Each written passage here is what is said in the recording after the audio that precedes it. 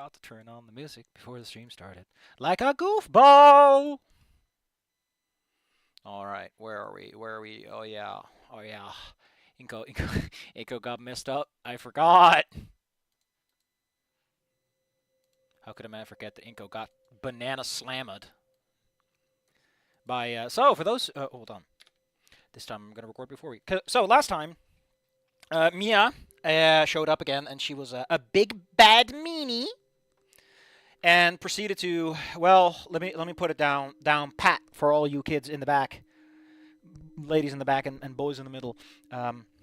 Inco slapped first, and then was laid to the ground and bonked his head, and things probably got a hell of a lot worse. I still stand by that Inco's recent anger issues are probably an outcome of that, because he really wasn't that angry before this happened, and I don't know if trauma is a way to explain this, man. Could be, but I think that physiological changes as a result, just saying. I think it's an underappreciated element of body horror, is you're a little cray-cray now, and you can't help it. You were different before, and now your brain just works differently, and there's nothing you can do about it, and you're actually weirdly okay with it. That's terrifying. Thanks. I hate it. Putting that aside, let's move on.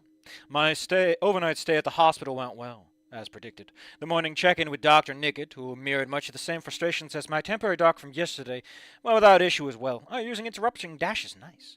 A little bit of paperwork for Dad, and I was back home. On the way back, he playfully chastised me about it, but I could tell he was worried. Sorry, Dad, I really am trying not to make a habit out of this. Are you, though? Are you, though, buddy?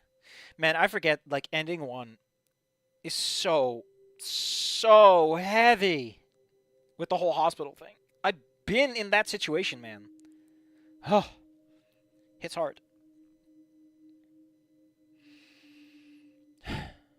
Dad dropped me off at the house, and I wandered up to my room before laying in bed. I'd be surprised if you went in bed before you walked up to your room, buddy.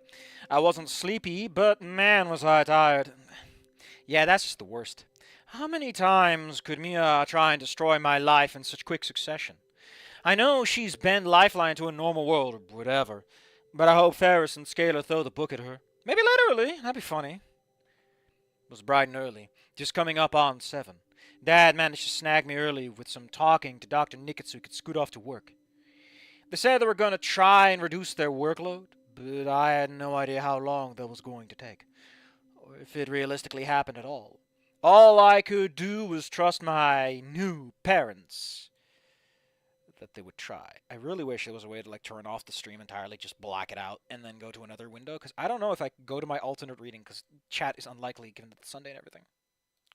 I mean, it doesn't really matter for people who are just watching this as a little, a little thing to have on in the background while they're doing something else. I guess they aren't really bothered.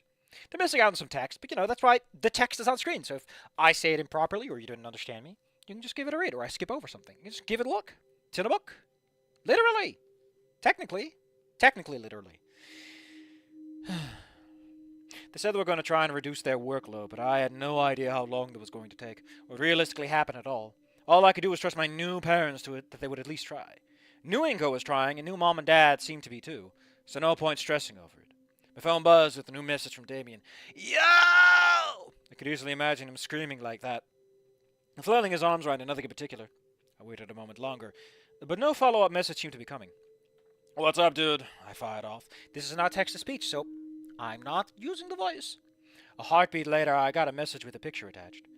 Going by the barely coherent smear of pixels, I could tell that Damien was excited when taking it, or was having a grand mal seizure. I squinted at my phone, trying to discern the pixels through the crack in my screen. A recognizable smear of green and purple. Admittedly, she's a cartoon character, but on the other hand... What? Olivia? Is that Olivia? I messaged back. Could you tell from the picture she won't have shot to school today? He retorted, man, what a terrible day for her to come by when you're not there. Your pictures suck, bro. No, that didn't matter. Olivia was active. Out! And was doing stuff. A new wheelchair clearly got delivered, and she was capitalizing on it now. I was conflicted. On one hand, I was pissed that I was stuck home today on doctor's orders, and that gave me an excuse not to deal with the school rumor mill that was no doubt wearing away about my epic confrontation with Mia. On the other, I wasn't there to, test the water. By everything I knew, Olivia was still generally uncommunicative. But she was actually being active, so that it seemed like a step in the right direction. If I was there, I could see how she'd react to me, I guess.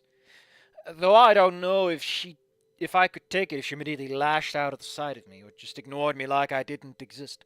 I think this chapter we're actually going to have the two meet, though. I groaned and ran a hand over my scalp. I don't know what to do here.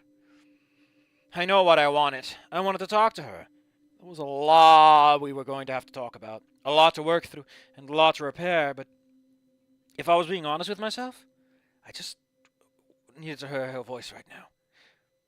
Hey, let me know how she's doing, okay? He quickly replied with a thumbs-up icon. I was left waiting. Nowadays, you can do that directly to the message in a reaction. Whoa! I couldn't doodle. Nothing on you, Snoot, sounded interesting. Movie sound just sounded like work right now. It was a lack of ability to doodle that was especially galling. I'd grown accustomed just filling the space with the activity, and I felt like I kept slowly but steadily making progress. Yeah, man, that's just how art works. Sometimes you have an off day.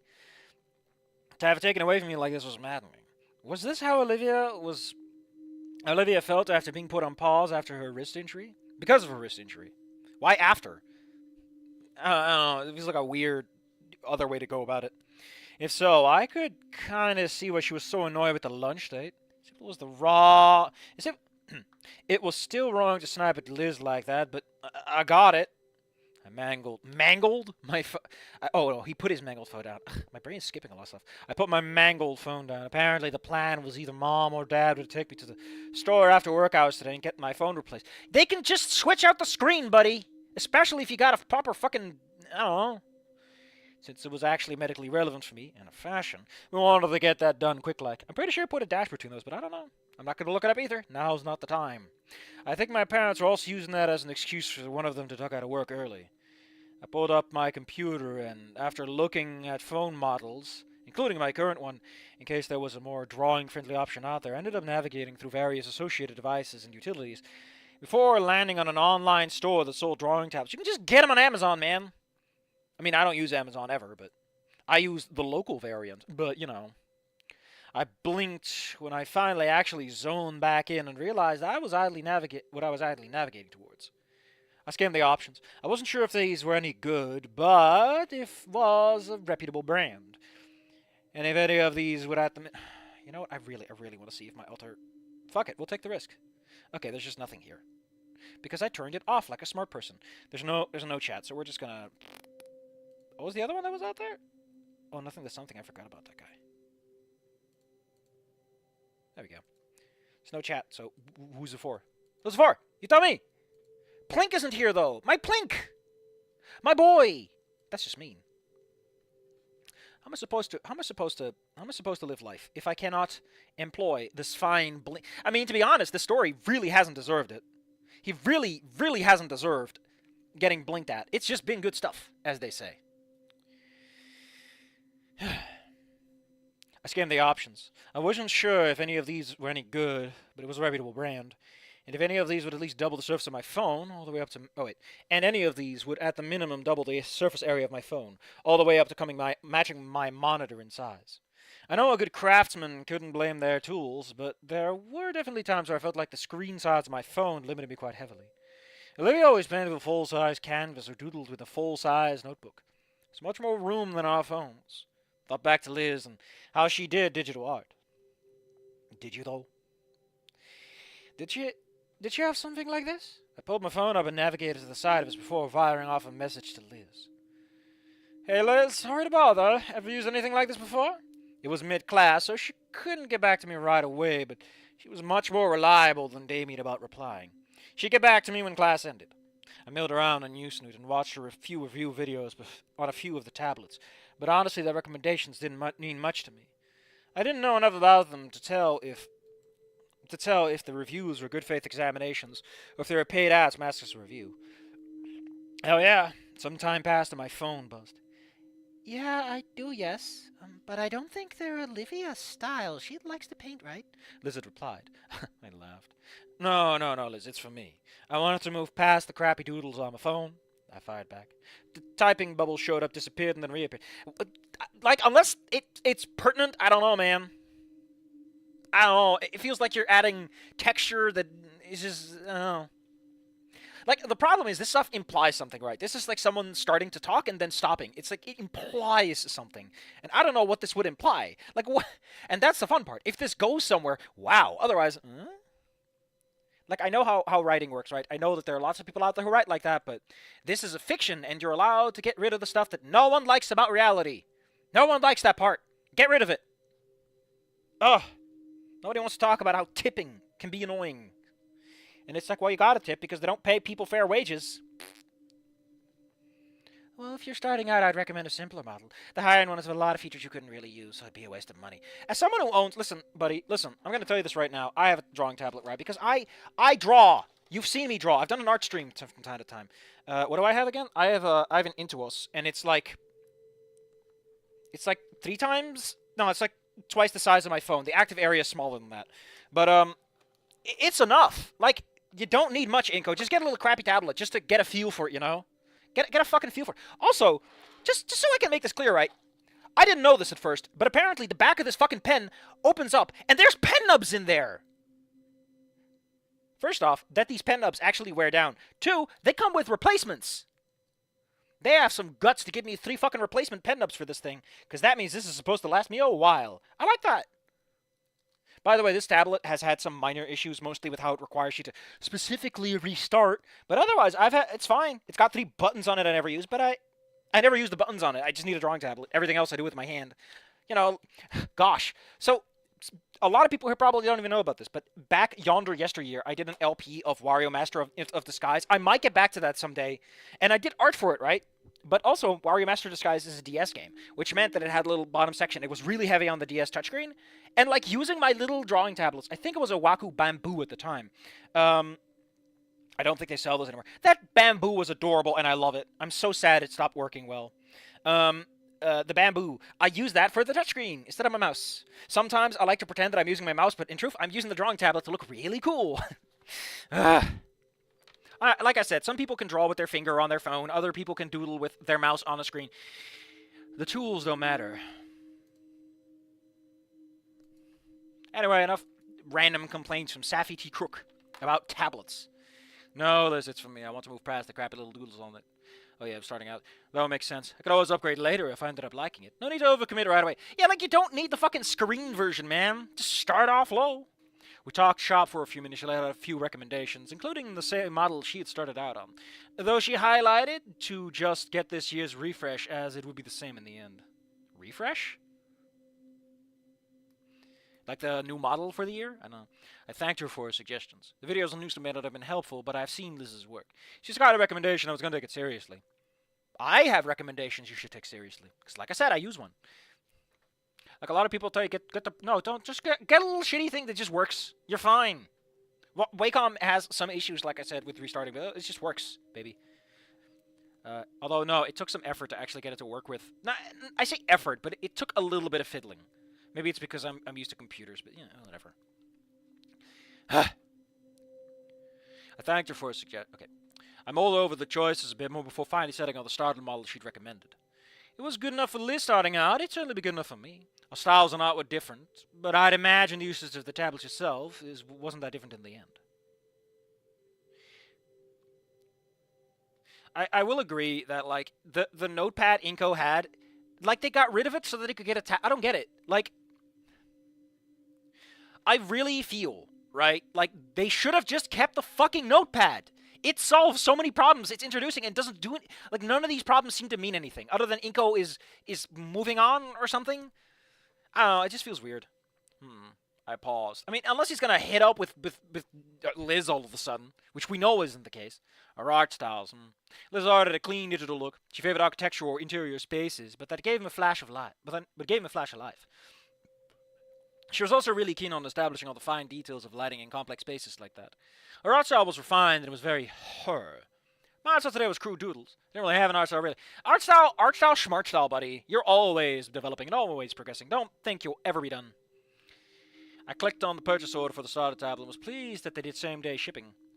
Modern global logistics, my safety. Jesus Christ, man. I didn't have an art style yet. But I've been enjoying doodling on my phone even if they sucked. So maybe it was time to actually work out who I was as an artist. Liz had a dig at architecture and originally had a realism fantasy fusion painting. I didn't know what was me, but I was weirdly chomping at the bit to find it. So here's the thing, right, Inco? The way you learn what you like is you digest, right, a lot of other people's art, and then you copy that art. Like, you trace all that anime bullshit, and then you're like, I like this, and I like that, and that's how you put it together. Your style is a Frankenstein of everything else and some original ideas you have. Anything else is just making it harder on yourself, really. My phone buzzed again. Likely a status update from Damien. I tapped the messaging app, and it was from Live Long. You dead? My heart leapt into my throat. Oh, fuck, I'm dead! Oh, sorry. Oh, fuck, Olivia messaged me. Oh, fuck, I'm not at school today! I looked at the time in the corner of the screen. Sure enough, it was about when second period would start. She clearly noted my absence, and with my message from yesterday, she wanted to know what happened. Which means Damien didn't pass along anything? Did Damien not talk to her at all this morning? We've already established that Damien doesn't tell anyone shit. Damien's character flaw is just not gossiping. Which, okay, hold on. Hold the fucking phone, okay? I would like to point out that in the first few chapters, the demo chapters, Damien is a fucking gossip. He talks about Inco's getting hit thing, right? I guess maybe he worked on that, but I don't know. It's like one of his first established character traits. To the point that he's like, he defends himself when he gets caught by Ben. Like, nah, man, we're good, right? Anyway, so Damien did not talk to her at all this morning? Maybe it was too flabbergasted that she even went. Possible. I considered how to approach her my reply. Her tone was pretty casual, so maybe replying like I was okay? At home today. Doctor's orders will be there tomorrow, I replied. I held my phone with both hands as my heart raced, waiting for a reply. A moment later, one came. Ah! I was deflated a bit. It was a casual tone, but I sort of hoped for more. I clicked my tone in annoyance and chastised myself. No, moron. This is leagues better than you expected. The last time she actually saw you, you nearly tossed her down the stairs and killed her. True artists steal. I think it's bad artists copy and good artists steal or something like that. The core idea is that to be a good artist, it's fine if you take pieces from other people and like incorporate them into yourself. You absorb them. Just don't plagiarize, you know? Like, if someone has a good idea, why not use it? Anyway, let's move on. I'm dumb.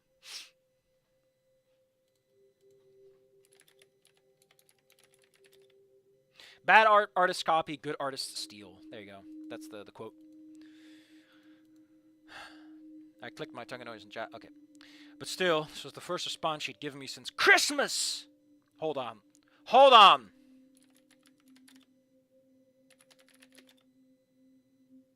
There's a very specific... There's a very fucking specific... Hold on. Hold the fucking phone! This is important. Grandma always knows what to say for Christmas. That makes two of us. Great Grandma, you always know just what to say. Christmas. She really does know what to say, doesn't she? I would like to point out that the Rhapsody Kids, this disgusting movie, has Mark Hamill, or whatever his name was, the Luke Skywalker man, the Joker. How?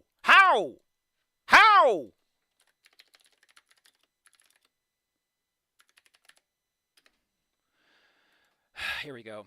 Rhapsody Kids, believe in Santa. Where is he? Where the fuck is he? I know he's in here. Mark Hamill! He's in here! Why? How? How did they get him? I recommend you watch Rhapsody Kids, believe in Santa. Just do it. Just do it. It's 40 minutes and you'll hate yourself. You'll hate yourself. It'll be magical how much you hate yourself. It's fucking incredible. And did you? One of the quotes is the fucking grandma. Oh, who is the great grandma? It's Deborah Wilson. Thank you, Deborah Wilson, for giving us a meme masterpiece. A++.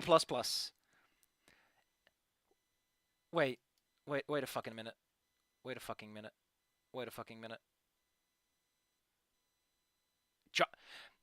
Mr. Enter's fucking shit is on this? What?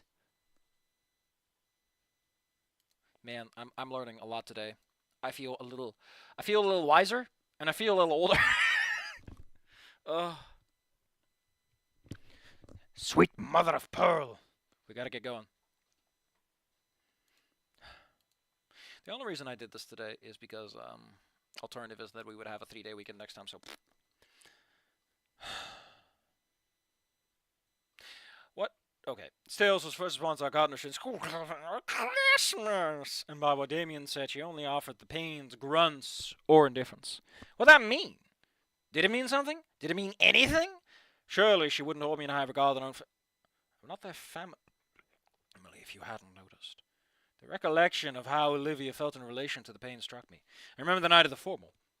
When Damien told her that they were discussing kicking her out. When he yelled at her. Was that discussed? I fucking forgot about that. When she heard Vinny's feeling. Hold up. I completely forgot that is actually part of the main script. I thought that was just something this guy invented for shits and giggles. Which just shows why I need to replay the fucking game. Ba-da-ba-ba-da-ba. Safi, now is not the time. Now is not the time.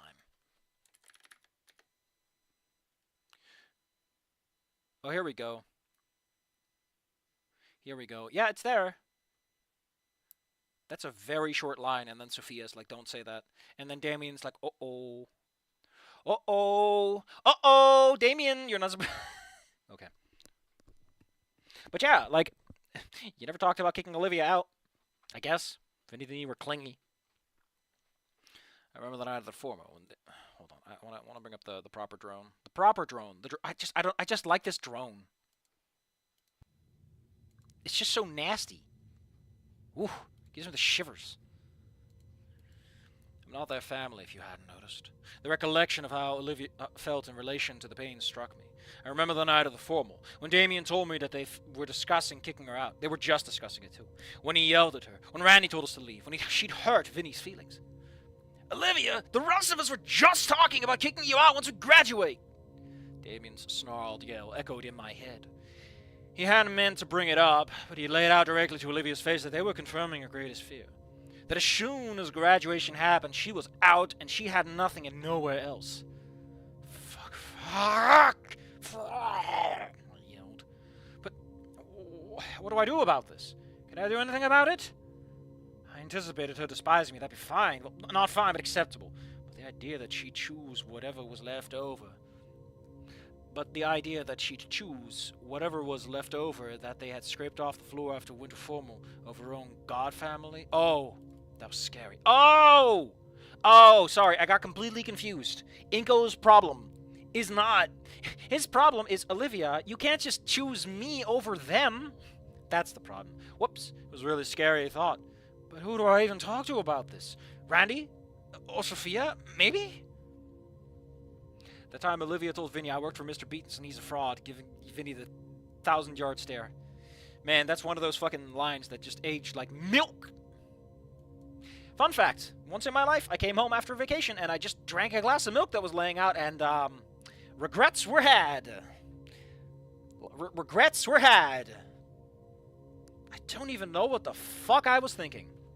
I wish I did. I wish I did. Mom and Dad were still kind of in the dark about what happened between me and Olivia, so they were out. Damien seemed to be keeping at a safe distance, which was admittedly probably for the best for now. Probably the best bet for now. Liz wouldn't be able to help either. The last couple of times Liz and Olivia chatted had generally gone poorly. Mr. Ferris was wise, but frankly, I expected bringing anyone into the loop from school that was core to systematic trampling of her hopes and dreams. But frankly, I expected to bring anyone into the loop from school that was core to the systemic trampling of her hopes. Okay, so because he's part of the yeah. God damn it! Why wasn't the Atticon still here? Because that's why people dying sucks ass, Inco. I let my phone fall to my lap and pressed both of my palms to my eyes. The black eye was healing, but it had a ways to go. Yeah, like a week at most. Dear lactose intolerant people, have you... So much for the tolerant left, am I right, gamers? Ugh. What a fucking quote. Oh. The pain was sharp, but it was nothing compared to the inner turmoil that was roiling inside of me. I let it boil in around me, and slowly but surely let it calm. I didn't know what to do, but talking things out with people had mostly worked so far. And we did need to talk. So maybe it was the right play. I didn't know, but I didn't have any other cards other than the pains, and I wasn't sure they could even help. Or if them getting involved would just make things worse. I breathed in and out deeply to settle myself. Remember, Inco, talking things out's been working. It's your best card to play. And if it doesn't work, then at least you did what you could. I picked my phone back up and typed a reply. Talk to you tomorrow. I contemplated attaching a little dancing gator gif like we used to trade back and forth on the message, but thought better of it. I was still going blind at what the mood would be. So for now, we'll play this safe. A reply, K. Oh no, it's my friend K who's stuck in the fractal world! Oh no, my friend K! I let out a long, steady breath. Okay, tomorrow it was. Listen, man, I need a hot minute. I'm gonna need to cut the recording. I need to mourn my friend K who was lost in the fractal world. That joke makes no sense to anyone. Fortunately, true to their words, my parents saw to me getting my phone replaced. Ended up being dad again. Apparently, they flipped a coin for the privilege again, too. My parents are goofy as hell, but I was growing to like it a lot. The transfer of data and applications went without a hitch. Why don't you get the fucking screen replaced, man? No, I didn't know one. And I was the brand new owner of an identical replacement of the phone that was brand new 2 weeks ago. Like, why did you break it at this point? Nothing happened. This breakage was irrelevant other than getting him a little extra dad time, I guess. The expression of the sales rep absolutely read as, "Be more careful next time." Sure, pal, I'll be extra special sure not to have my phone launched when someone else bodies me into the floor next time. Dad's staying home with me after that, and we ordered takeout. Mom didn't get back until late. She looked exhausted but had a triumphant smile to her. Whatever was happening at work went well, I guess. I wasn't a fan of the partial return to the status quo, but I felt close enough to my parents and now that I could feel pleased seeing them proud of their work. One step at a time. Got my drawing tablet, but I couldn't bring myself to anything other than get it set up. I was excited, certainly, but the looming specter of talking to Olivia clouded my head to the point that I couldn't focus on art. I wasn't sure what artist block was, but so I really hope they find a cure someday. It's stressful as hell. So, the cure for artist block is to keep fucking going and find what works. You gotta keep grasping at the dark until you find a leak in the dam to bring it down, buddy. Otherwise, you can always take a break, do something new, try something different. Take your mind off. Because the mind loves being told that it can't do something. You gotta be serious about it, though. Morning came and Mom and Dad were already gone. I sighed. Followed my old routine and boarded the metro. No Mr. Ferris to make small talk to, or even risk maybe asking for advice on Olivia, too. I couldn't tell if that was a good thing or not. My head was too jumbled up. School began. Gym went without a hitch. While participating wasn't mandatory, I didn't want to go completely soft. While the rest of the students were doing the usual sprints, I managed to talk to Cohen, at least letting me walk the laps. He gave me a stern look once over and followed with a smirk. He approved. Damien, without having to worry about bitching me up front of the pack. Oh yeah, that is mentioned in the first one. I mean, I'd like to point out that I had a Nokia brick for a while until someone told me, buddy, your phone ain't gonna work on the network soon. You need to get a smartphone. Then I got one.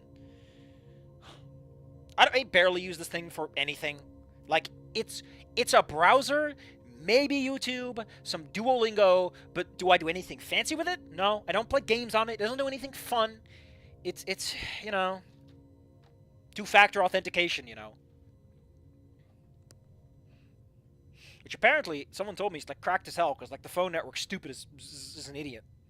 So hey, use the app, not the SMS or something. I don't fucking know.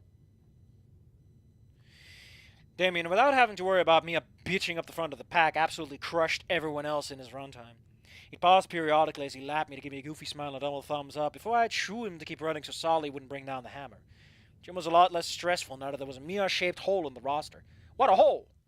Class ended and we hit the shower and broke away. I navigated Yadakan's classroom and hand hovered over the handle. Alright, Inco. Fortress Olivia. The worst thing she can do is literally kill you. It's not so bad. I've seen worse. Empty classrooms. That admittedly wasn't that funny. I opened the door and sure enough, the green baryonyx girl was seated in her usual spot at the front. As the door opened, she reflexively turned her head and our eyes met. God, I missed seeing her eyes. The silver pools were backed by the same yellow sclera as always. She was wearing her normal pattern. Dark jeans, slippers, black shirt with her favorite purple hoodie. Her hair was a little longer. The bags under her eyes were still there. As I discerned her, she returned to the gesture. Subtle tweaks in her eyes and brow, her lips curled towards a snarl, but never made it quite that far. Whatever mental battle she was fighting with herself over seeing me again, eventually one side or the other won out, and her face returned to resting on a neutral expression. She then returned her focus back to the front of class. Took that as a sign that I passed some initial validation check, and took my usual seat next to her. I could feel her tense up slightly, but I'd let the situation sit for now. When she realized I wasn't immediately going to start accosting her, she loosened, if only slightly. Class began. The sub continued, without as much as a horrid bore she'd been before. Wasn't I supposed to? I know I wasn't supposed to, but honestly, if I didn't do something, I'd certainly fall asleep in class and get in trouble anyway. Pulled out my phone and, using the stylus, scrawled out a note and flashed it up to Olivia. What's up? She read the message and returned her focus to the front of class, but her arms began to move, opened the notebook and scrawled out of her own. Not much. You look like you almost died. A small bit of a smirk tugged at my face. Her expression remained a practiced neutral. Almost did, I replied, trying to find a spot of levity. A brow tweaked and a frown formed. Ooh, that's a good one. She looked down and stared at her desk. Fuck, wrong thing today. But I'm doing all right now, I hastily scrawled. The Castle Olivia long... Again, she read the note, but the soft, saddened expression held. Her eyes drifted to the neck brace. I hate my neck brace. Hey, the doc's forcing me to wear it. Hasn't hurt at all for a week now. It was a lie, of course, but she didn't need to know that at the moment. She raised her claw to the face for a moment before jotting down a response. Just... sorry. That was the end of the conversation for the rest of the period. Could have gone worse, but could have gone better. Class ended. Olivia had wheeled herself out early, as she had always done, and I expected not to see her until the cafeteria. To my surprise, however, she was waiting in the hall. You want to roll with me? She asked. I nodded. We walked to the elevator. Olivia tapped the call button, which immediately opened the door. I slipped in alongside her, as I'd often done in the first semester. She reached into her pocket for the key, but I produced my own and inserted it into the slot, and pressed the first floor button for her. I thought you needed the key to open the door. I don't know how much sense that makes. Let's play 8-ball. I mean, he's got the head for an 8-ball. Just give him a polish. And with the brain damage, he has space for it, too. It's terrible. She shot me a quizzical look. That was probably the best time to pull this particular band-aid off when we were alone. I garbled out. The usual pattern. Brow furrowed, eye stared, wheels turned, and then the look of horror settled on her face. Inco. I shook my head and pulled out my phone. It is fine. I get by. On the plus side, I am medically justified to use my phone in class. My TTS voice explained as I gave a smile. Did you smile a smile, or did you breast a boobily? Her face contorted into a forced one as she played with her claws, and we waited for the rickety elevator to settle, hitting the ground floor. That joke didn't land either. Crap. The only option I had was just trying to establish some level of normalcy. The elevator dinged and the doors opened. I pulled out my key before she could wheel forward. I stepped partway out into the hall and swung my arms and bowed low, as if ushering her from a limousine. I stole a glance at her, and I could see the barest flicker of a smile. Okay, that was something. Dear God, Inco, you sound like Charlie Brown's parents? I don't know that show, I'm sorry. Is it like Cow and Chicken, like the parents are obfuscated, in this case their voices are garbled or something? Fair enough if they do. I like that stuff. I really like that in Cow and Chicken you never see them above the waist. It's just fucking marvelous. I love it, okay? I just love dumb shit like that. You can wake me up at 4 a.m. for it! 4 a.m.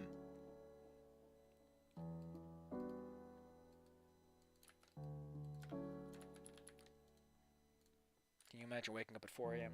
and someone tells you some dumb bullshit trivia you didn't care about before, but now you do? Small price to pay for a froggy chair? Come on, I will treat us to the best junk food vending machines can offer, like usual, my digital voice droned. The smile faded at hearing it, but she didn't look quite as disturbed as before. It's okay, Olivia. Just treat me normally. As long as I don't out myself, I'm normal like you. As long as I don't out myself, I'm normal like you! My conversation with Ben popped into my head, and I suppressed the frown that tried to follow it. Yeah, we're the same. I got it. We got to the cafeteria, but there was no playful bowling over of other students using Olivia as a battering ram. I didn't dare overstep our bounds. As she wheeled to her usual spot, I accumulated the junk food fit for a king. A pile of junk food fit for a king. I laid out the spread on the table as usual, and everyone grabbed their cut, as was our custom. Olivia hesitated only for a moment before I gestured for her to partake as well. Oh yeah, Olivia isn't tardy at all. Like, Olivia never missed... She missed like a day, maybe two, right? Like, she actually got off way easier than that other ending. I think ending 3 is where it gets that bad, right? I don't know how to tell you, but oh no. Oh no! They're dead? Why is Charlie Brown so dark? It's fine, Olivia. It's normal. That seemed to settle her. She went about munching a bag of chips as usual. Damien was trying as hard as not to pop. In the season finale, it was revealed to parents it's just a cardboard cut out of legs, and it was Devil Guy. What? What? What? That's a fucking... I have been plot twisted. I don't know if I'm strong enough for this, but it's time for some goofy school music. Because things are fine. Dude, how's it going? She said anything to you? I jotted down about how we had a brief conversation in art, and he aggressively nothing. She hasn't talked to you? His face fell with a disappointed look. Nah, man. She's grunted. Oh, wait. Who? Is he lying?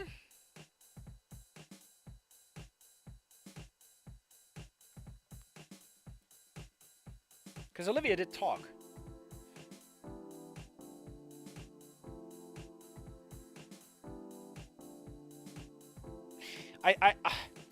Honestly, I'm gonna imagine this is like Damien saying, she hasn't talked, and Inco is like, hey, she hasn't talked to you? His face fell to a disappointed look. Nah, man.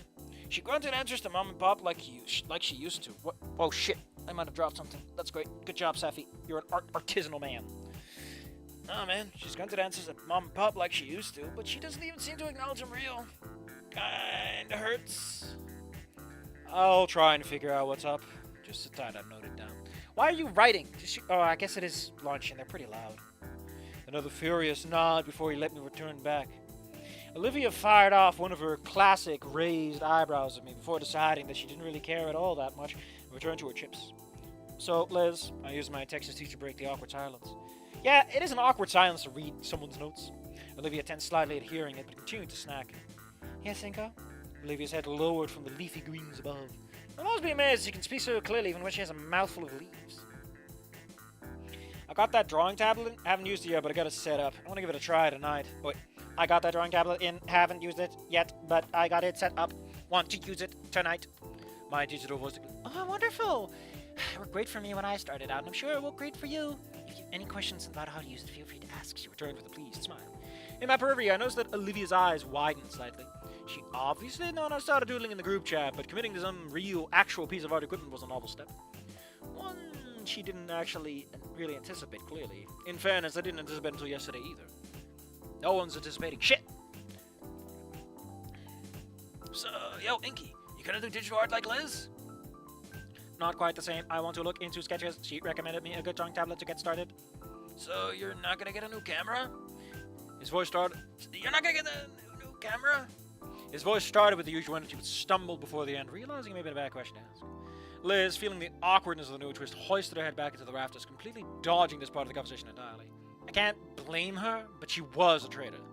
Because Damien looked pained. Wow, great girlfriend you got, buddy. Olivia, though, had a neutral expression, but was staring a hole through me. She either stopped eating her chips. She had stopped eating her chips and was waiting what the answer was. I didn't dare look her way. No, I've been considering for the past weeks, and I don't think I'll do photography anymore. I see. That's all Damien could manage. I've turned my focus to Olivia without turning my head to see her reaction. She looked sad? It is fine though. I have been having a lot of fun doing the doodles. It is easier to do whenever as opposed to needing to haul a camera and lenses everywhere. I tried to redirect. Damien's fury is not and returned, like he was trying to agree to the point for everyone. Olivia's downcast expression returned to her chips before crushing up the bag and just leaving. I turned to watch her leave as she wheeled herself out of the cafeteria. Yeah, man, it's just like the first lunch. I let out a sigh. Not how I was hoping that would go. Sorry, man, I wasn't thinking. I shouldn't have brought it up. I waved him off. You didn't mean anything by it. The subject is going to be sensitive for a while. My dismissal didn't really seem to make him feel any better. Obviously, he'd noted, wink, the especially cold reception Olivia had been giving him. So, her leaving when she brought up a sore subject was probably extra unpleasant. We'll figure it out, Damien, I told him. Next, photography. I wish I could swap classes, but it was the second semester now. I'd be too far behind on lessons for a different class. I was consigned to sit through a class on a subject that I had no interest in trying again. I spent the period taking notes on my phone, by which I mean I just doodled. The substitute teacher saw me in annoyed glance periodically, but you couldn't really say anything about my phone use unless it was apparent I was doing something I shouldn't. Kinda should be, but whatever. I also noted Ben's absence. I hadn't figured he'd try to track me down during lunch or anything when I got back, but I'd at least expect him to show up to class. We didn't part on the best of terms on Monday, but I felt that we'd reached some level of understanding of one another at least. I weighed sending him a message but thought better of it. If he was in a bad enough mood to skip class, Mr. Student Council Pres himself, the last thing he'd want to deal with was me badgering him. Anaconda neck hugs sound good. Good question. I know someone who really likes big tails and designs. Which is to say, tail, slut, and I am gonna shame them for having such tastes. I will point and laugh.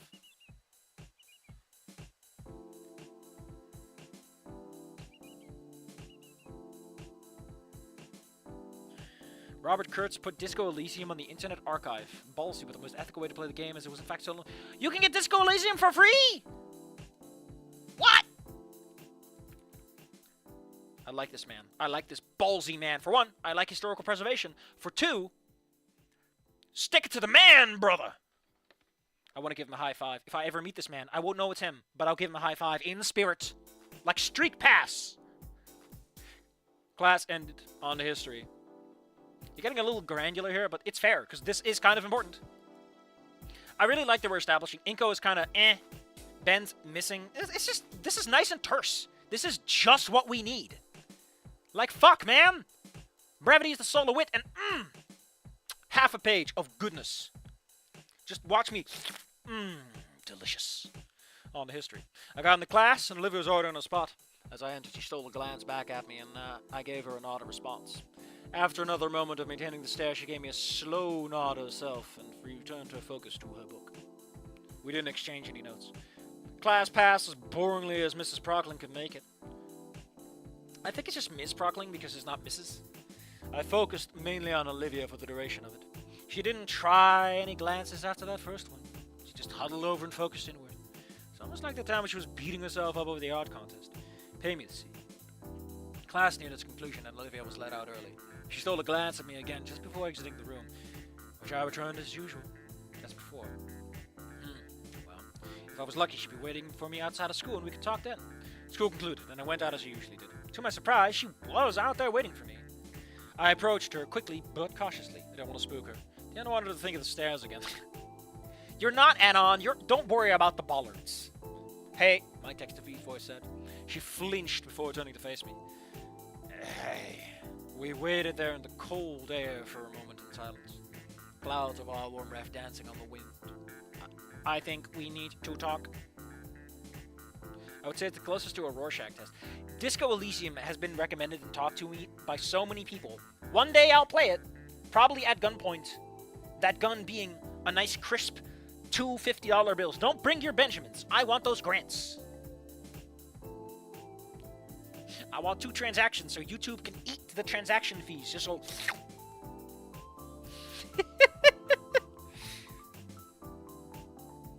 I could hear her swallow, a hand shoved into a hoodie pocket, but I could tell by the movement that she was wriggling her hands out of stress. Get that woman a fidget spinner, or cube, or associated toy. After a moment, she nodded. She still wasn't looking my way. So, I was... No, wait, she said, cutting me off. Well, she tried to, but the next text-to-speech voice finished what I typed in. So, I wanted to apologize to you. Her head whipped around so fast, I was afraid that she would need the neck brace. What for? What for? It wasn't the reaction I was expecting. Her face contorted, filled with sorrow, like the words. Oh, wait, we need a tense song.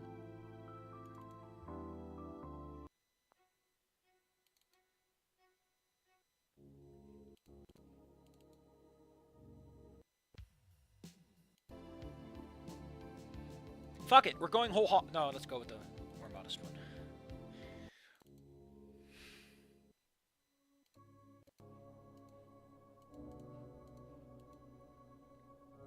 Her face was contorted, filled with sorrow, like the words had been a slap across the face. I stared at her for a moment, confused what this conversation was spinning to.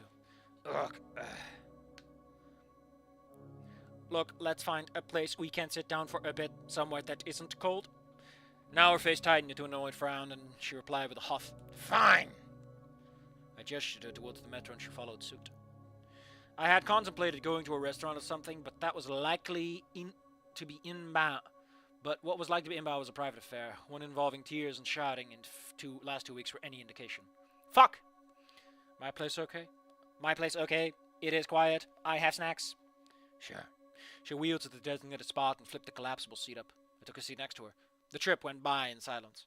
We reached our stop and Olivia followed me off. We continued in silence down the street until we reached my place. Not a word needed to be said, and she still remembered where I lived. No car in the driveway and no sign that it had been stashed in the garage. Good. Mom and Dad were still at work.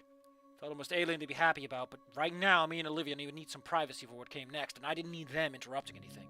I opened the door and held it wide as she wheeled herself into the living room. I pulled out a few odd snacks Mom had restocked the pantry with, and some soda from the fridge, and laid them out on the table in the living room. I moved to a piece of the sectional couch to give Olivia a seat. Oh wait, I moved the sectional piece of the couch to give Olivia some space to seat her wheelchair more comfortably, but she stayed put. All right, I took my place on the couch. Her face told me that she wanted to go first. I squinted in frustration, flicking to me. Her tail whipped back and forth. I whipped my tail back and forth. After a minute of contemplation, she began. Why do you think you need to apologize to me? I wasn't dumbstruck by the question this time, as it was obvious what we were going to return to, but I was certainly perplexed by it. Why wouldn't I? Olivia... Why wouldn't I? Olivia, I helped destroy your self-confidence, hurt your connection to your family. They are not my family, you swit! She snarled, sharp teeth on full display. Inco, why do you keep changing the TTS language? Hold on. Hold on. Fuck it. Fuck it. You want this? You want this? It's yours, my friend, as long as you have enough rubies. Ilia artormente te entregue a ben I mia. Y casi hike que te mataran. Fuck it. That's what you get, jackass. That's what you get. What you see is what you get with WYSIWYG. That's such a lame line, and that's why I'm keeping it. It's mine. And it can be yours, my friend, as long as you have enough rubies. The spirit of capitalism is rich in this man. Now, the free market, technically. Listen, I'm all for calling everything capitalism, but at least use it at the right times. Waggles my finger. It's not all capitalism by definition. Her eyes squeak. I tormented you and you gave up to Ben and Mia. I almost got you killed. My text-to-speech voice finished. Her eyes squeezed shut at that last part. Her fangs were still exposed, but her eyebrows turned up. Her expression going from anger to agony. No, I did that myself. You were just trying to help. You didn't mean anything, but I acted like a child. Olivia! I'm sorry, Inco. You're right about everything. You did so much for me, and I kept acting like a spoiled child. I kept slapping your help away. When you tried to hug me and make me feel better, I let my anger get the better of me, and I pushed you away. You had to save me from myself. I mean, yeah, we are playing a caveman game. Women aren't allowed to have shit. That's a little harsh, Inco. Sorry, I watched too many leftist videos today, and I'm feeling a little bit like anarchy. Wanna go throw some Molotov cocktails at the police station? Yeah, that sounds like a great... Oh, and then they take out super expensive wine and it barely works because it's low. It's too low alcohol to actually work as a Molotov. And the cops just laugh at him. Oh, this rich kid doesn't even know how to blow up a police station. She brought her head up. I recognized that face. I remembered it perfectly. It was when she was crying after I found her in the rain. On the day of announcing the finalists of the art concerts. Tears rolled down her face freely. Hold on, we need something tighter. Things are tough.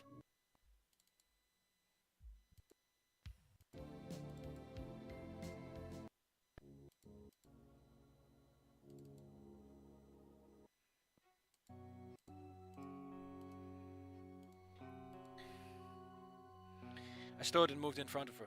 She flinched, but didn't resist. I reached out, and after only a moment of hesitation, grabbed both of her hands in my own. I garbled out her name. I did that to you! I did that to you! It's all my fault.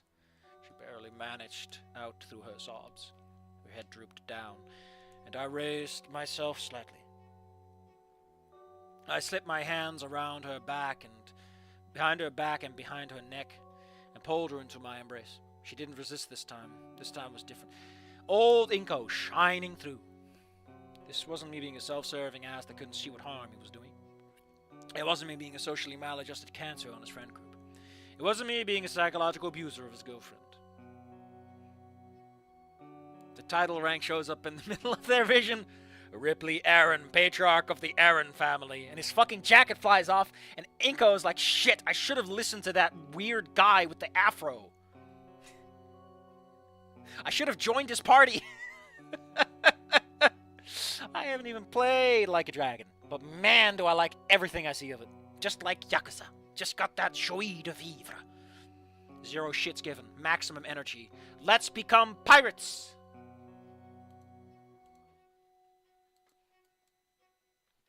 Shit, man. It was a new Inco. Trying to give comfort to a girl that time and time again had been beaten down by the world around her. I was all cried out from the last 2 weeks.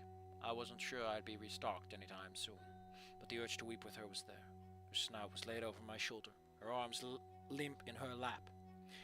She cried openly, with her tears wetting my own cheek. Damn, dude.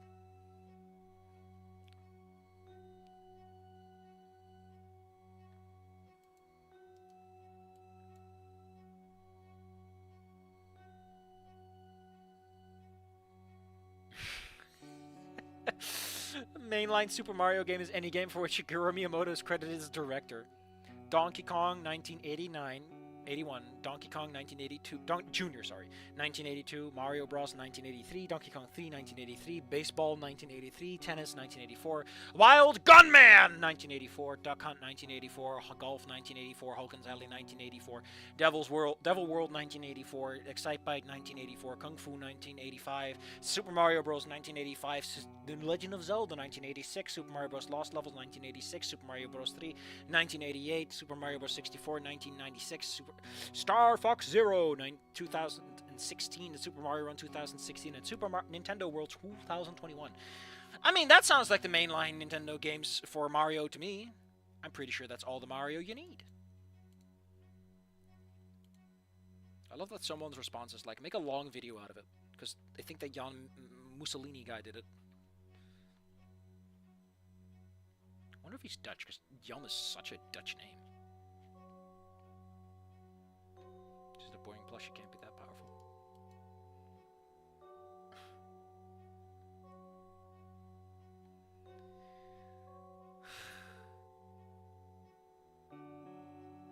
I'm sorry, someone is posting some shit at me and I'm very confused by it.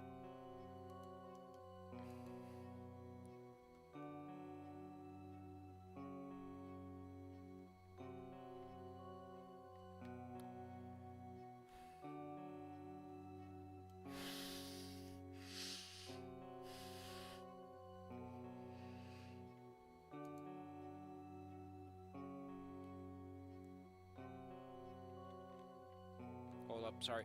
There's a minor thing going on. And I'm don't know how to feel about it. Oh, shit.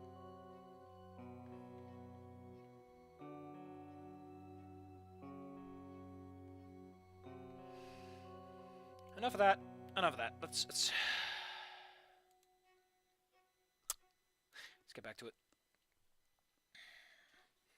Okay, it was all cried out. The words weren't coherent, but hopefully the meaning was, as I whispered into her ear. I ran my head through her hair, anything I could do to bring this poor girl even a sliver of solace. Couldn't say how long we stayed like that. Even after the weeping ended and the tears stopped, I was scared to break away. Felt like doing so was like abandoning her again. Her shuddering breaths steadied. As she composed herself enough to control her breathing, she began to whisper apologies to me, answering my well wishes with her sorrows. I wasn't sure if it was going to be too forward, but it felt like releasing her was an even more treacherous option. All I'd done for this girl when she needed support was leaving her behind. She could be angry at me for this if she wanted. It was better than seeing her like this.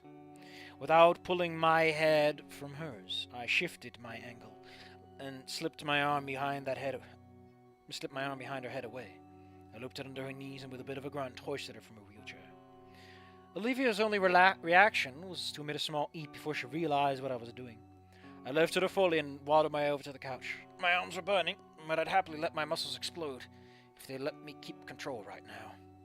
Pivoted again and laid myself back onto the couch, Olivia curled against me. After I'd settled, she shimmied a little bit and adjusted her own. Took that as a sign that I did something right for her for once. She couldn't look at me still. Snout was draped on my shoulder, her arms thrown around my head. I reached into my pocket and acquired my phone. It's going to be a hell of a trick pulling off a conversation like this, but I wasn't about to let her slip away again. It was slow going, but I managed to get a rhythm of typing letters into my text-to-speech app with just my one thumb. I cued the message and looped my arm around her head so she could hear it. You didn't do anything to me, Olivia. I did this myself. I am at Eduardo. She sniffled and dug her head tighter against me. That's a lie. You saved me, she whispered. Even with her face against me, I could barely hear what she was saying.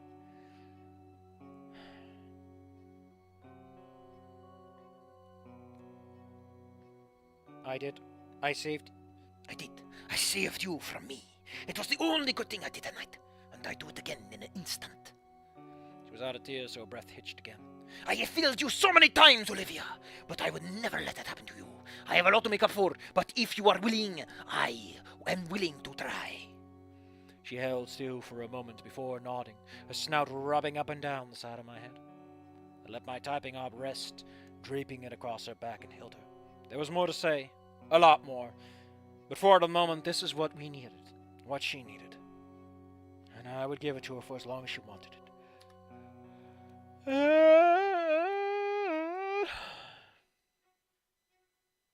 How are we this far? Like, we got like half left, less. We're fucking schmoovin', buddy. It drives a man to think about sharkbait, a little ferret that deserves little pat-pats. I'm gonna put a pat-pat on the ferret. Pat-pat-pat. Pappy paws. Pat-pat-pat-pat. Pappy paws.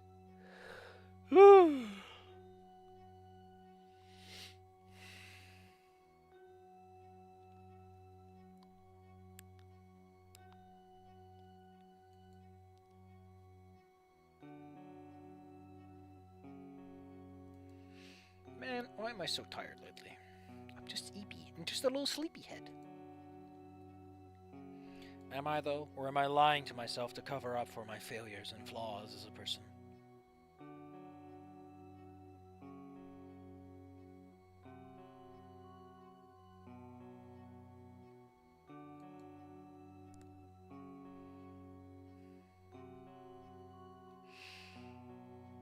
Man. This is so heartwarming. Alexa, play Despacho.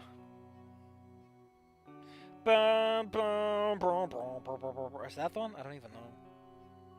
I know there's a Strike the Earth one.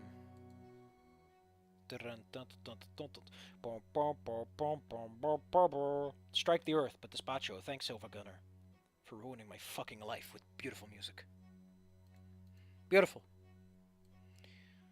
Beautiful. Ow! I slowly pulled myself from my slumber. I'd clearly nodded off, pulled my arm up that still thankfully held my phone. Only about 40 minutes had passed. Olivia was quietly snoring into my ear. This position reminded me of when we'd agreed to become a couple. And I crashed at the Payne's place. She told me her chest, and then we crashed. The chest. Little keepsake. I slept in her beanbag chair. She in the bed. At some point while we slept, she navigated her way over to sleep on top of me without me even noticing. Feeling her breast against me like a weighted blanket was one of the most comforting feelings in the world. I miss this. I miss this so much. Only the highest quality video game rips. You might think the original sounds different. That's just because you're not used to quality. Okay. Oh wait, we need something a little bit more positive. A little more quiet. Purple stack?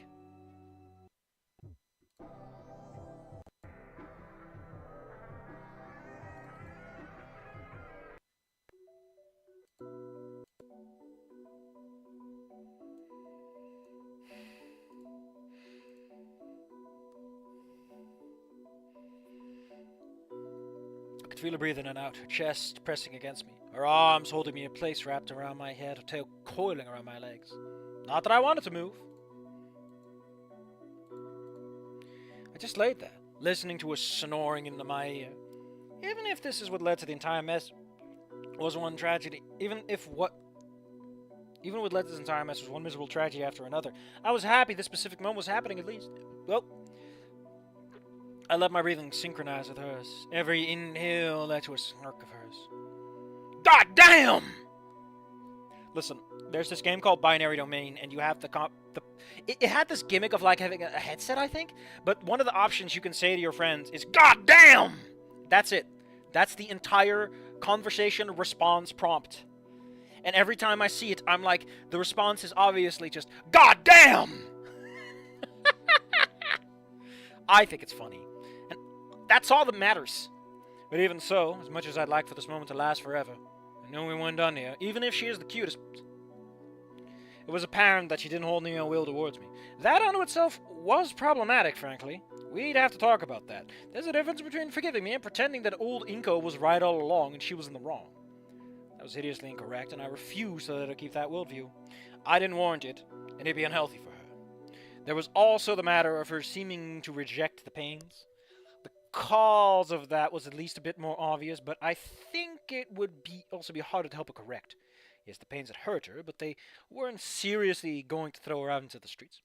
I'd like to say Olivia would have to know that, but given how much adversity she'd have to face for the rest of her everywhere else in her life, it wouldn't be hard to see how she finally realized that the pains had finally failed her too. Binary Domain is the unofficial sequel to Fuck off! No! No! That can't be true! No! What? What? Hold on. Get.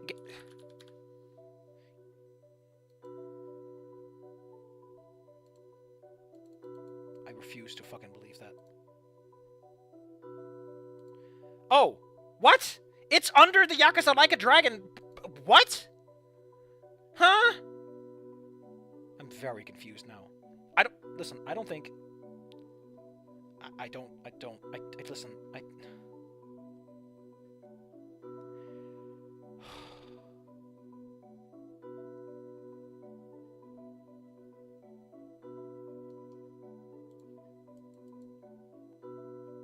I don't think words can properly express.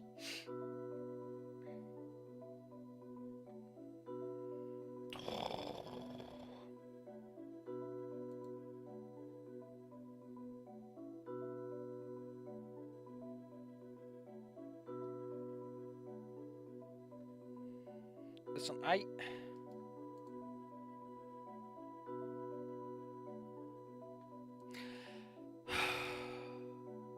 I did play Binary Domain, and I've played some Yakuza, man.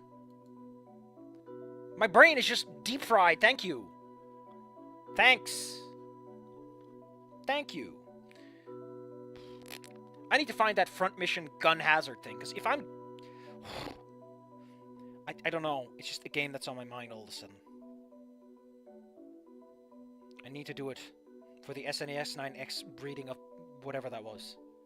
Anyway, it was apparent she didn't hold the okay. One step at a time, Inco. I whispered into her ear. She grumbled, somehow pulling herself even tighter into me. I cooed to her. No, she replied. That put a smile on my face, and I could feel one tugging at her snout against my cheek. Apparently, they also wanted to make a sequel. Just saw that too. I rubbed my hand along her back for a moment longer before pulling them away and rotating my torso so she slid off me into the couch. She resisted the forces of gravity as long as she could, but she eventually had to let go of my head and fall back into the cushions. You have a neck brace, buddy. Be careful. No, came the barely audible whisper. My composure failed me and I laughed.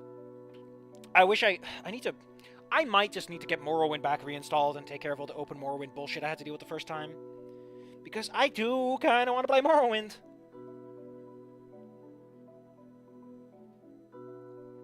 My laugh broke hers and she smiled. Seeing it again was like a warm summer day. I leaned down and placed my forehead against hers. We're short, I whispered. I have no idea what you just said, she said playfully. I groaned, pulled myself away, and again another playful complaint. Readied my phone again before sinking to the cushions, pressed alongside her as best as I could manage without letting her try to smother me again. I suspected it was half because she missed this contact as well. Half was her trying to put off the rest of this conversation. Sorry, gotta go, but this is happening. Both of us need to work through this. I thought through what I wanted to say. There was a lot, of course, but I resolved to deal with the pains issue later. If she wanted. If me and her worked out our problems, then we have a solid foundation of everything else. First things first. I do not blame you for anything, Olivia. What I did at the formal, what I said, when I said everything everyone said about you was true. I was wrong. I was Piccadilly. I was hurtful. I was wrong. The voice read out my message. I turned to look at her and did my best to make my face say, I was wrong, not you, to complement the words the phone read out. She listened and watched me. I was egotistical, narcissistic, spineless. When we talked, after I found you. After the unconscious thing, you called me pretentious. A self-centered nitwit. She flinched, recalling the memory. And you ended up being right. Even at the time, I felt hurt when you said that. But acknowledge that I was closer to home than I ever wanted it to be. She closed her mouth and tried to interject, but I gently placed my finger within her snout to quiet her. Let me talk. Then you can have your turn. We need everything laid out, or we can't put the puzzle pieces together. She nodded. I kept thinking to myself, yes, I loved you. I still do. But after the other gone past, everything I did was to spare myself. Her eyes clouded at the mentioning of his name, but held our agreement to let me talk. You were hurting. And all I would make was a weak attempt to cheer you up. And when it didn't work for me, I would just leave. Ate out the room of the pains of bliss. Getting rejected when I tried to help hurt me. So I ran away. I spared myself having to try and help you through your hurts. My digital voice continued. And that was wrong and weak of me. A support is no good if it crumbles under the lightest notes. She snorted at that, but there was a slight smile in her eyes. She clearly wasn't all impressed with my metaphors. Stuff to work out. I mean, it's fine. It's just a little silly. I tried to take you on a nice date. Tried to take your mind off of things. I was egotistical enough to think that I knew what the best date would be. And even though I'd never taken a girl on a date before, I could have just asked who you had thought, but I knew better. Also, you asked Ferris for advice, and he gave you good advice, and you just told him to fuck himself. She scowled a little, like remembering the disaster it did. Same, girl. Go power, up top. Inco, you can't do that if you're the one at fault.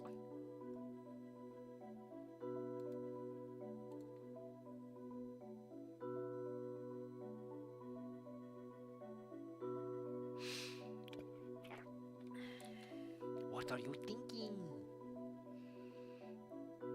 Same girl. Even when I thought you were even when I took you shopping to make up for it.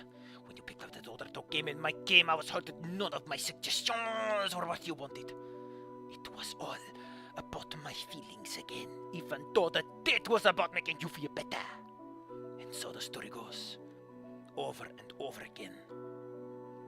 A cycle of that slowly wearing you down until the formal. Her hand snaked their way to one of mine and pulled it down into their embrace. Mentioning the formal meant we were getting to the really bad bits. I squeezed her hands to reassure her, and she squeezed back. We're a team. We can do this. When you were clearly agitated to bottom. When you were clearly ascertained about there, pushing the thermal and doing archaeology, I ignored it. Your art wasn't in it. You even told me that you felt it was self-appeasement for the living, and you didn't really see the point. You felt slighted because I had created Ben without doing it. The mentioning of Ben made her hands tightened. Her claws dug into my skin slightly. When you put your foot with the pains, I stayed silent. So we left and went to the thermal. And the whole time I was pushing you about everything. Talking about teleology. Saying you didn't prepare for it.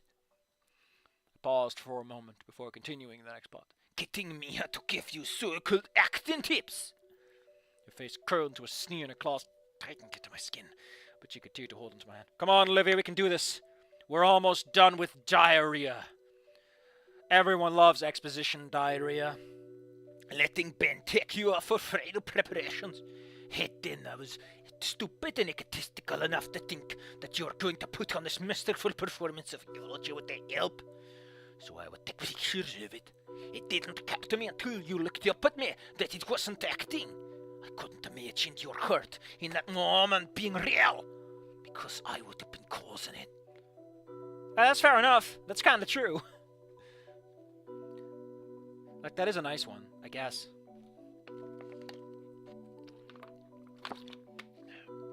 The breathing became quickened and shallow. Roski, you ran and I gave chase. I confronted you on the stairs and blamed you for everything. The fact I did should be all the evidence you need to know about how awful I was behaving. But one less self-centered move, I wanted to hug it out. Like it would magically fix everything I'd done to you. Her claws squeezed again and I could feel them break the skin ever so slightly. What a weird-ass way to do this. And you did the one thing a sane person would try to do to someone that crazy. You tried to get away. You pushed me away and I backed up against the stairs. You up against the stairs. I put us both into that position.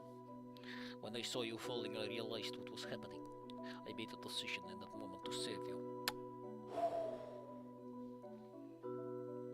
Olivia's eyes went wide, staring off into the room, likely reliving that moment just as I was as I were told it. I thought at the time I was making a noble gesture, but the reality of it was that I was just fixing my mistake. I put us in this situation, so saving you and pulling you out of it was the only right thing to do. I didn't remember anything of that before waking up in the hospital.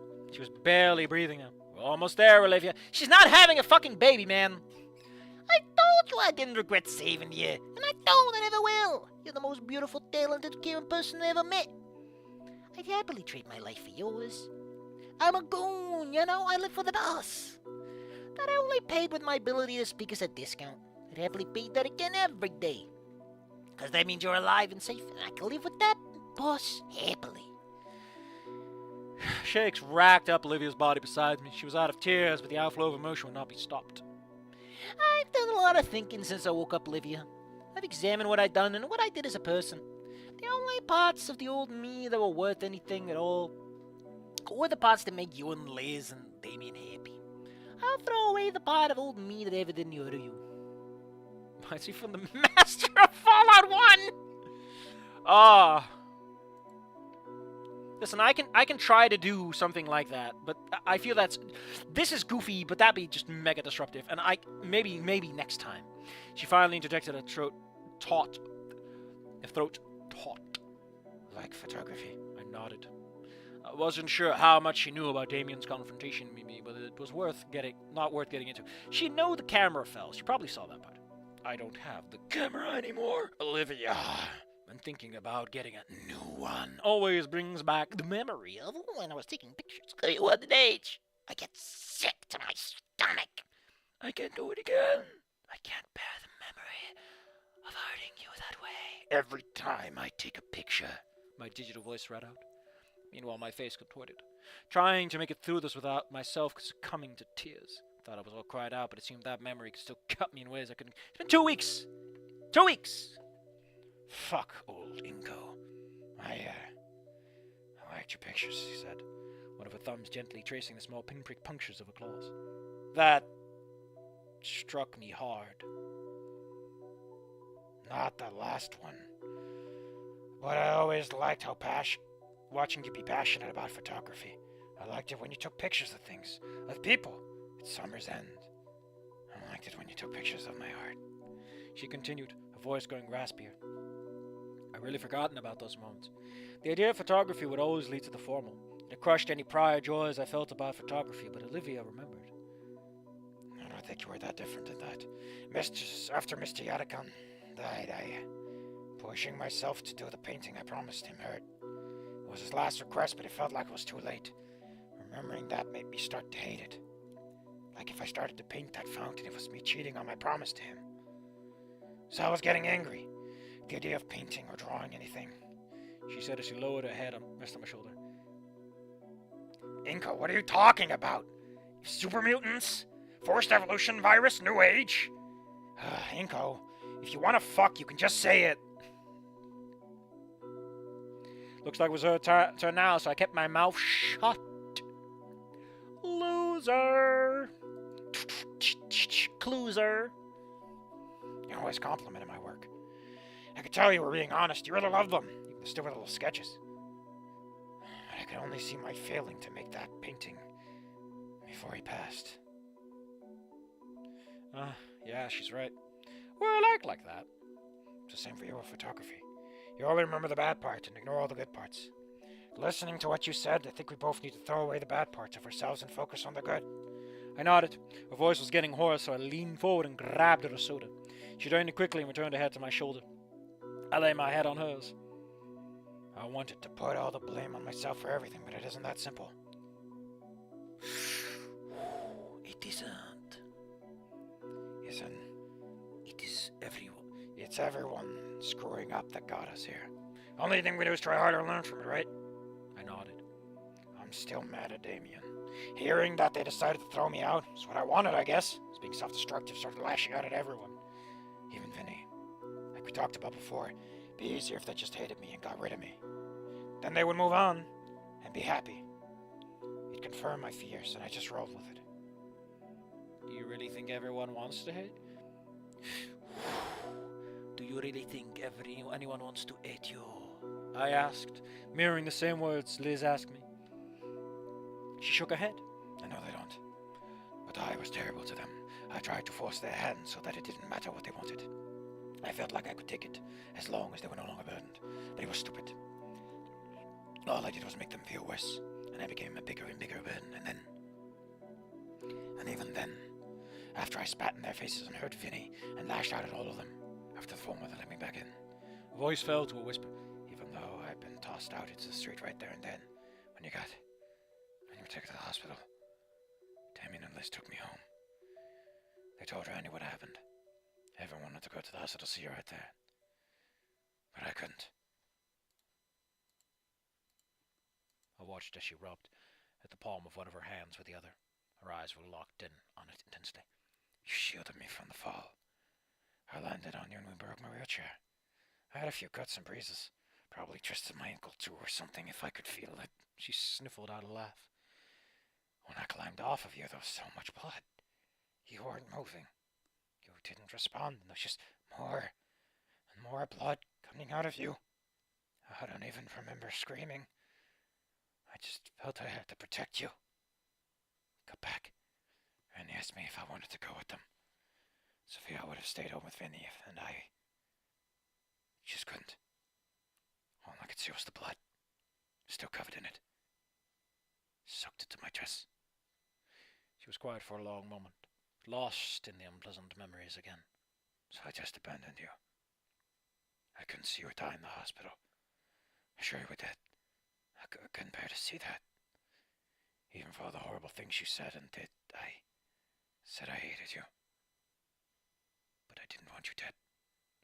Couldn't bear seeing you with a blanket draped over you.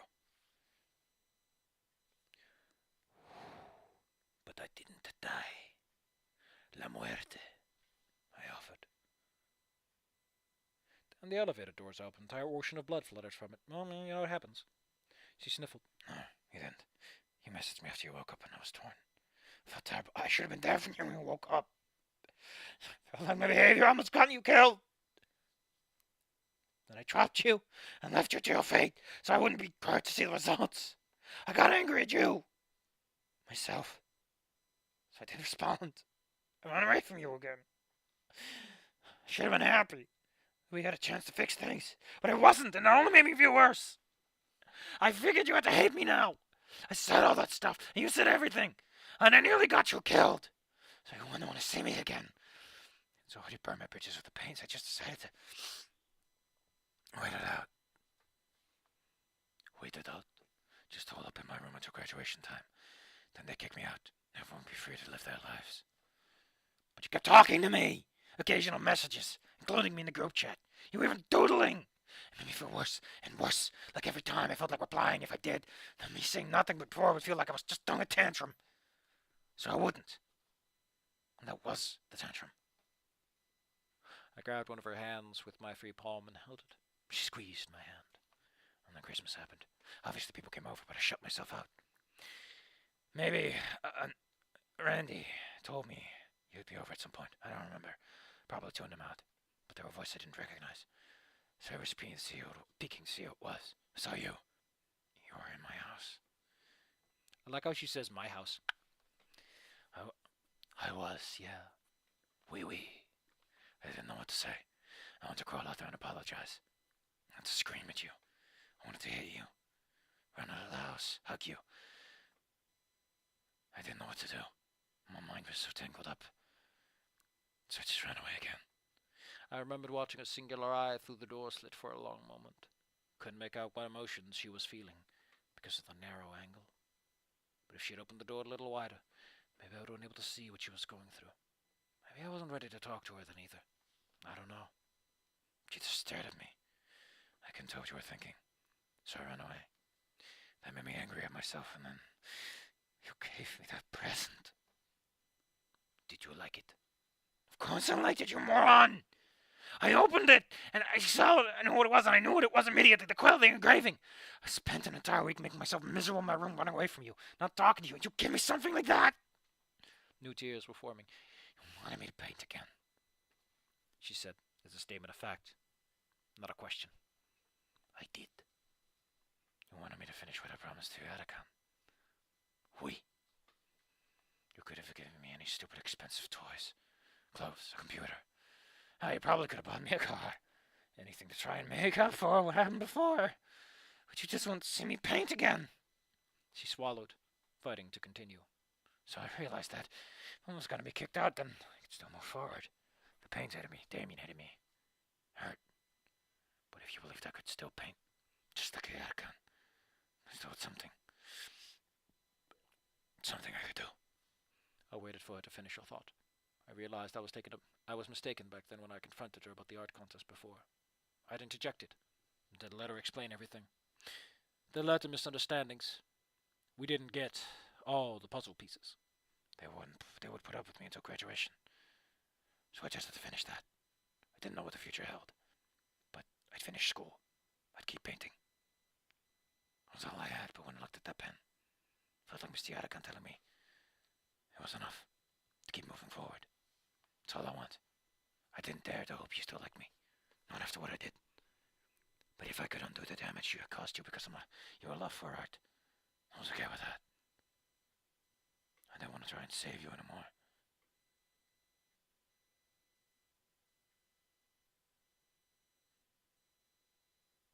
Or is this Inco talking? I don't know. That is all I want. I didn't dare hope that you'll still liked me. Not after what I did. But if I could undo the damage I caused because of your love of art, then I was okay with that. I did not want to try and save you anymore. I wanted you to support I wanted to support you doing what you love. We both thought she ran out of tears before. But that broke her again. We let ourselves cool down. Passions had run high. We took a break. We shared a soda as we sat in quiet contemplation for a time. Eventually, I broke the silence first. Tapped the question into my phone. So where does this leave us? She tilted her head back and looked deep in thought. I think we both made mistakes.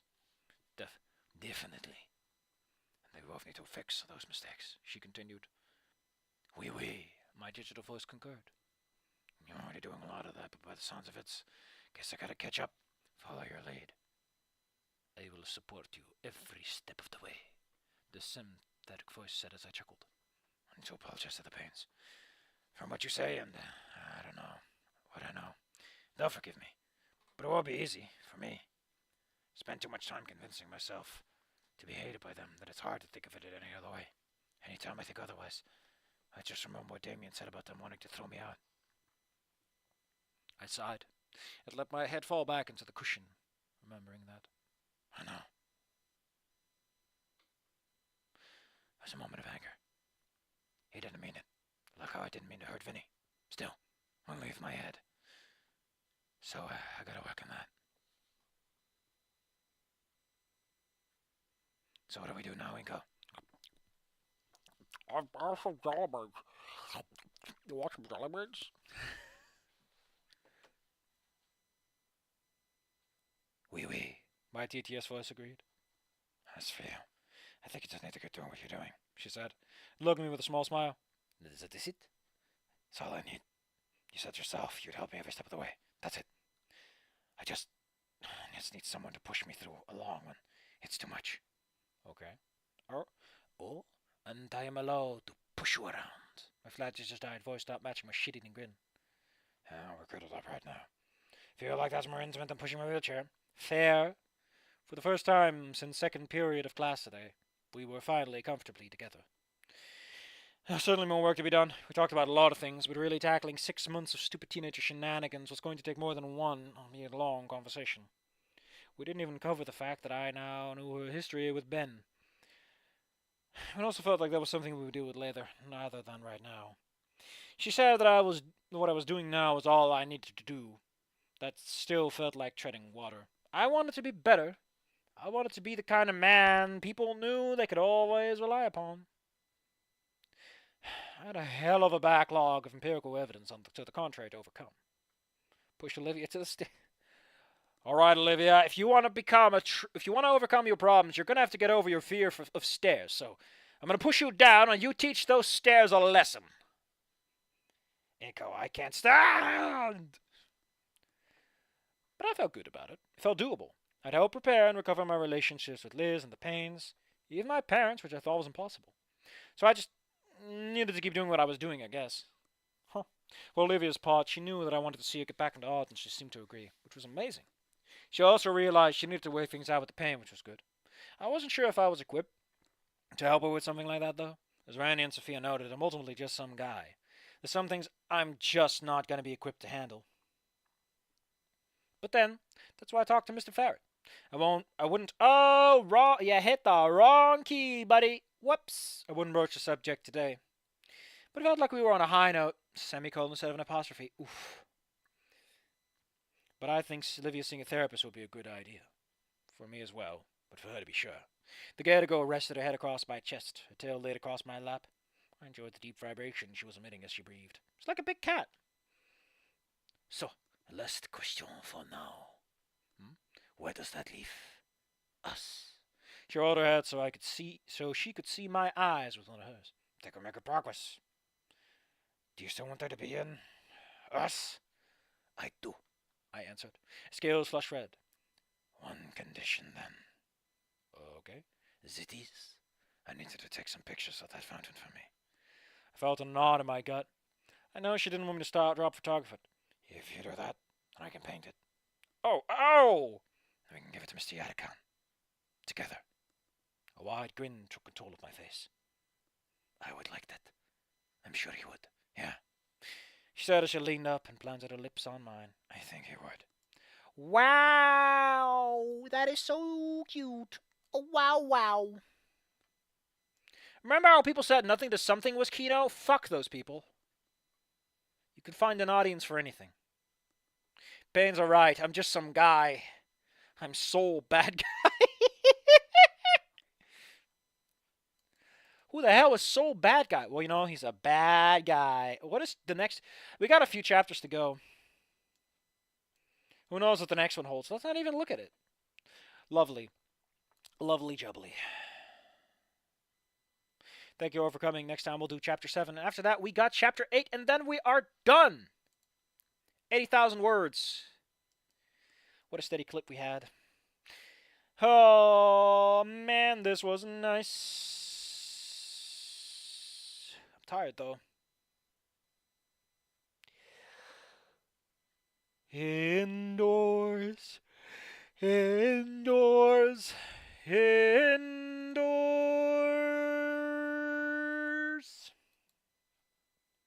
Ba-dum-bum-bum-bum.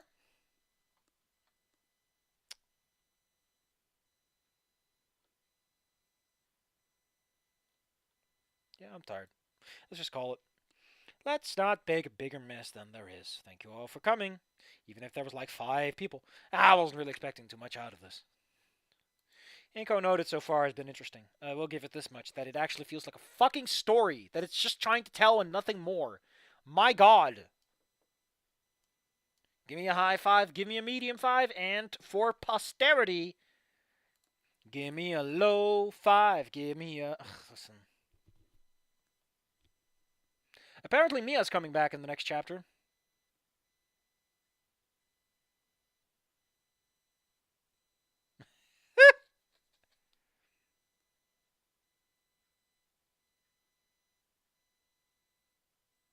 Apparently Ben's fucked up.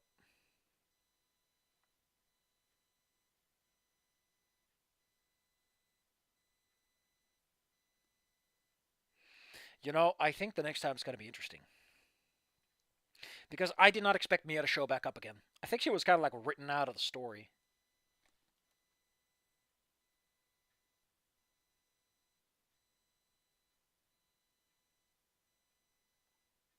Apparently Ben's no longer fun. Man, this is something I've kind of been looking for. A little bit of friction. Man, is it friction that I'm liking in this?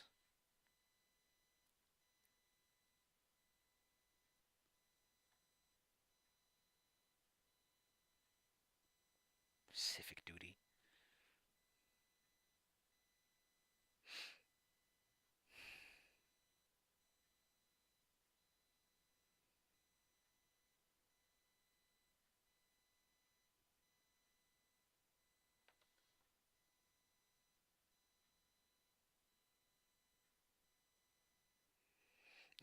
Bullying quota. Sorry, I'm just kind of glossing over this because I'm interested.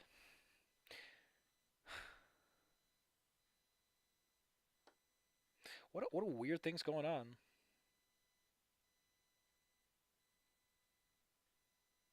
I mean, he did literally threaten with, like, my dad's gonna come out and shoot me. Oh, she came to his house. I didn't catch that detail.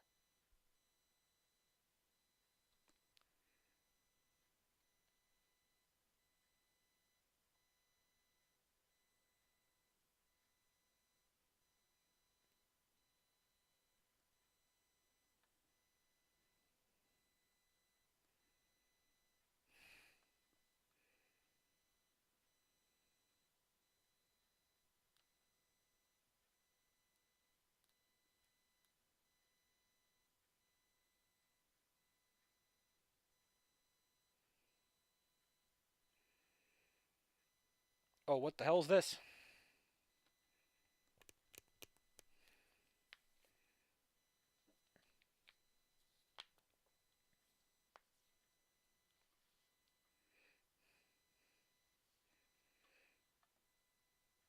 Jesus. Man, this next chapter is fucking going hard, man. Jesus!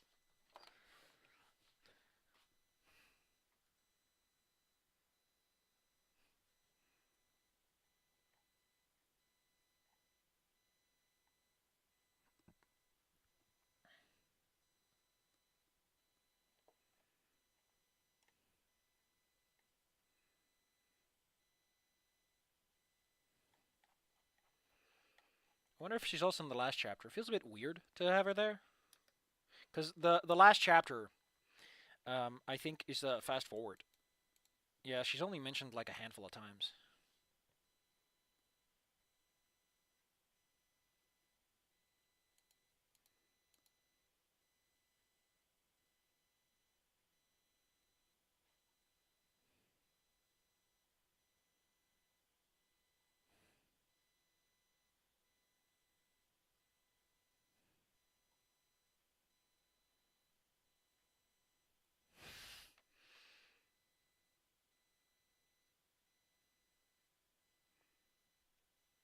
Come on, Mia.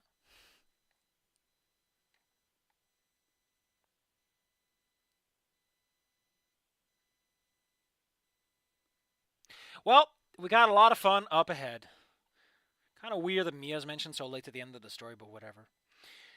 Man, I need to get my own work taken care of, but I'm kind of all over the place. Let's be clear, I am writing, but it's just all over the place, and not really anything I can put up is the problem. We'll see where we are when we get there, but Inco Noted really is... Jesus, after nothing to something, the fucking train wreck of a century, I need something good. Just, you know, things might be looking up, because, like, Mutabor is one of the Kako word entries. That was just a delight! That was a fucking delight. Damn.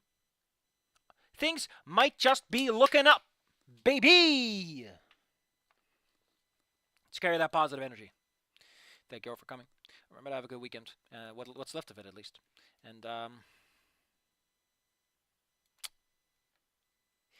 you know what they say, Luigi.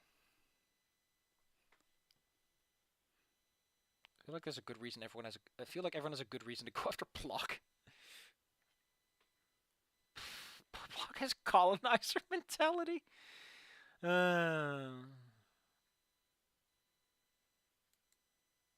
You know, RuneScape 3's client fucks up my computer every time I use it. It just shits all over my graphics cards and causes all kinds of hilarious issues. It's great. Fuck. Shit. Piss.